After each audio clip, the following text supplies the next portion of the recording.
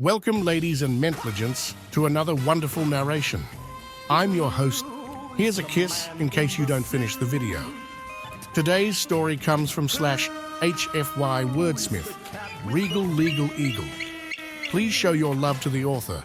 Links are below in the description. Billy Bob's Space Trucker. Chapter 1's OC. So, this should be my regular posting schedule from now on.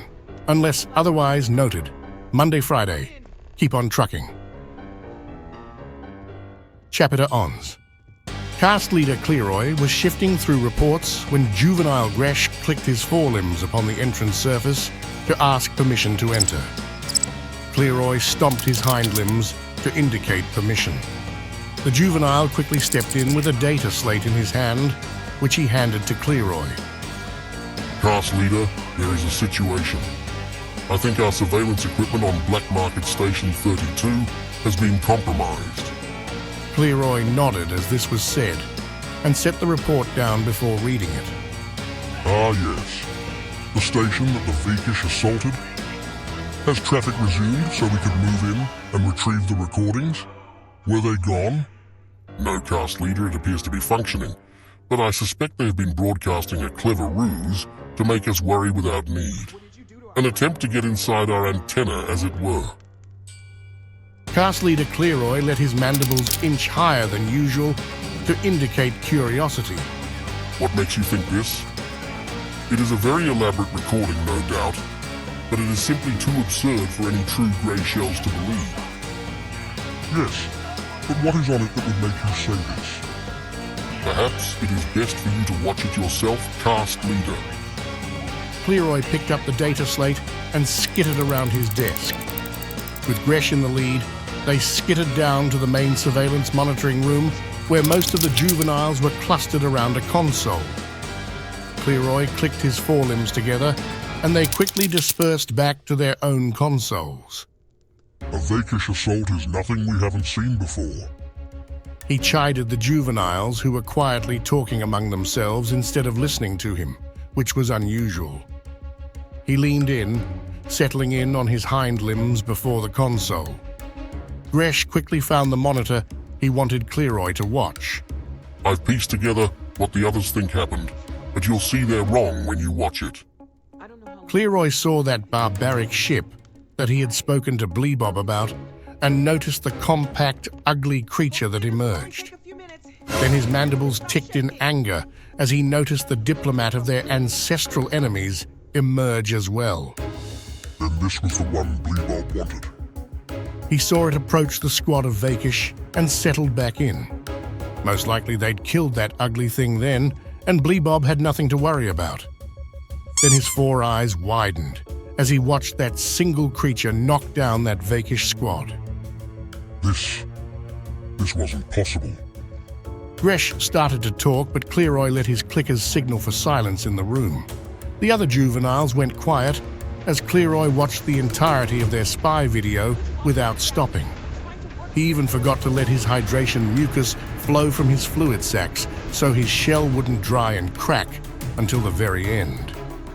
He quickly collected himself, remembering to release more mucus, and he skittered out of the room, ignoring the juveniles' questions. He didn't even remember to take the data slate, which outlined how old the video feed was. Cleroy rushed into his office, locking the entrance behind him before knocking data slates off of his desk. He keyed into his console with haste and input the species code of that ugly little thing that BoB had been hunting. His eyes began to scan over the documents that were only available to Galactic Secret Service. Majority of species seems to be suitable for integration under unified galactic government. Possible warlike subspecies has shown aptitude for unusual naval warfare. Note original contact plan of species requesting help from Tezik's invasion backfired.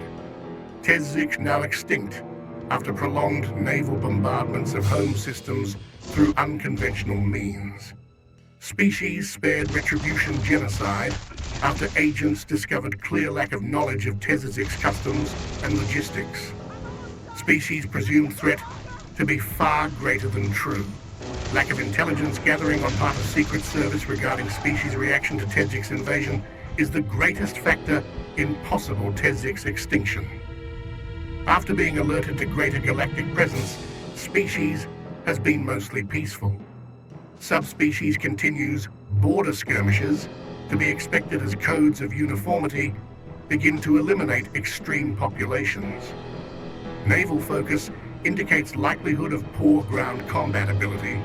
Species only has access to very low-tech energy weapons. Ships are of barbaric design, aside from single unknown innovation known as skip drive. That has been flagged by Central Intelligence as forbidden tech. Overall threat level low. Cleroy blinked as he looked at that last line. Overall threat level low. Overall threat level low. His forelimbs clicked on the console hastily. Central Intelligence has theorized no observation of species in ground combat is required, considering naval focus. No close combat studies of species have been conducted. Cleroy's mucus turned pale green as he realized the grave mistake they've made. Quickly, he activated his communicator and tapped it into the feed with BoB's cast. This is Cast Leader Cleroy. Inform your cast leader that we've found him, and I have every intention of assisting his cast in tracking and killing this target. The juvenile on the line clicked in confusion. Who do you refer to cast leader? Cleroy stared at the information in front of him. We must stop. BoB's space trucker, BoB, had his arms crossed as he looked down at the space goblin doctor who was glaring up at him. After curb stomping that fucking space clown, he'd freed the prisoners and tried to help get things on the station back to normal. After gluing his wounds shut, of course. Look, I still maintain that there's nothing wrong with using some glue to close up a wound. It's madness. I don't care if everyone else is impressed with how well it works. You risk toxic contamination and worse. You must drink biogel. BoB eyed the purple space cough syrup that had been brought in a big pitcher. I don't wanna.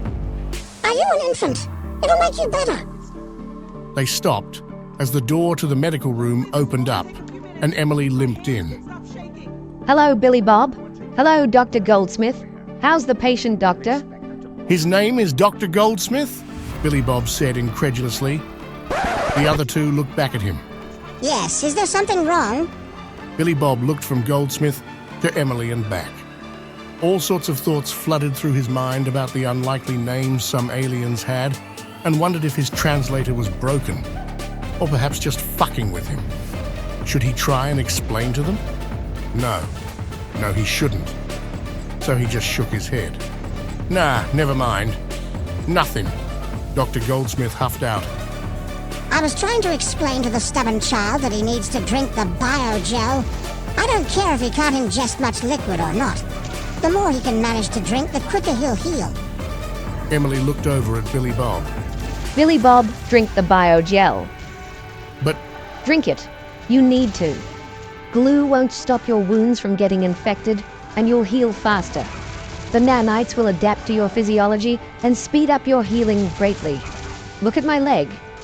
she rolled up the leg of her new pants to show him the gash she had from earlier, her downy feathers parting to show a long white scar. But it looked old and certainly not fresh. BoB sighed. "Do I have to?" Yes, drink it. she ordered. BoB groaned, but picked up the pitcher. Then, before Emily or Dr. Goldsmith could stop him to point out the small cup they'd provided, he began to drink from the pitcher straight. They stared in shock as he gulped and gulped and gulped. He didn't stop until the pitcher was completely empty, and he slammed it back onto the table with a loud belch. Why does medicine always gotta taste like space grape? Nothing's different, I swear. That was a whole liter. How did you manage to drink all that? What? I just, drank. I don't know. Hey, if I need to get it out of the way, I will. Give me a few more liters, and I'll finish them before tonight. The space goblin was dumbfounded. How are you so dense? Hey, that's not very nice. I didn't think what I said was stupid. No, not dense. Dense. I don't? Oh, wait, you mean like thick? I mean, my belly isn't that big. He shook his beer gut, which was a bit smaller with all the activity he'd been doing lately. No, your literal density. I need to study you. Billy Bob had stopped listening, though, as he felt his body start to feel a little warm. Then he began to feel good. Not just good. Great. Woo! This stuff is starting to kick in. Woo! He began to move around in place and then started to wiggle a little. He felt like he had tons of energy. His body felt better than ever.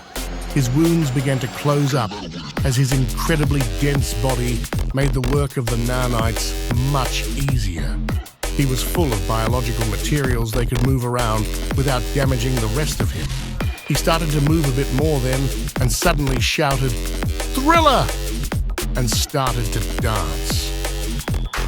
Emily and the doctor backed up, unsure what was going on. Is this normal, Doctor? She asked. I have no idea. Biogel is supposed to adapt to the host. Once they run out of safe levels of materials to use, they self-terminate harmlessly. He might be so dense they're running in overdrive. I have no idea what that will do. Woo! Billy Bob stopped dancing and laughed, rushing past them as he ran out of the medical bay on the station. We better follow him. Emily said as the doctor nodded, and they rushed after that hyped-up space trucker who was rushing into the black market now that it was once more teeming with life. The other species had to gasp and dash out of his way as he moved, but they recognized him as their savior, and no one seemed to mind. He didn't know what he wanted to do, but he felt so good, and he had so much energy. Then he stopped in front of some sort of market with a cook making something. He then leaned up against the glass as his eyes widened. That's beef! Inside was a space goblin wearing a headset and appeared to be the cook. Oh, you're a human. Yes, we just recently imported some meat from your planet. You're wonderful omnivores. Simply wonderful. I believe this is what you call beef, yes. But you're the one who saved us. Let me get something special. The space goblin tapped on a control panel, and Billy Bob watched robotic arms retreated into the ceiling. Then he gasped as they descended once more, but this time carrying something else. No, is it? It is what your species refer to as Kobe beef. Billy Bob's eyes went even wider. First, I'm going to cut it into small steaks. Rub a bit of what you call herbs and spices onto it, but nothing with capsaicin. Sheer madness among your species. Billy Bob began to drool a little as he watched. We have some of what you call butter, which we're going to rub on top of it as well. Billy Bob was firmly pressed against the glass. And then boil it in this big pot of water until it's nice and well done. No! Please, no! Billy Bob screamed out and pulled his head back, slamming it into the glass. The creatures around him and the cook gasped and cried in fear as Billy Bob smashed the glass with his face. He hopped inside the now open shop and snatched the Kobe beef from the cook's hand. That is not how you do it. He looked around and grabbed a pan, dumped some butter in it, and quickly cranked a burner up. It seemed like the Xenos were better at making cooktops because that pot was glowing soon, and he tossed it in.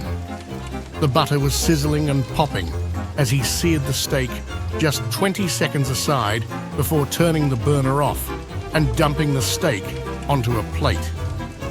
That is how it's done, the cook cowered before him. But it's still raw in the center. Billy Bob's eyes gleamed then. Exactly. He felt so good, he didn't even mind that his fingers burned a little as he picked up the steak and firmly bit part of it off.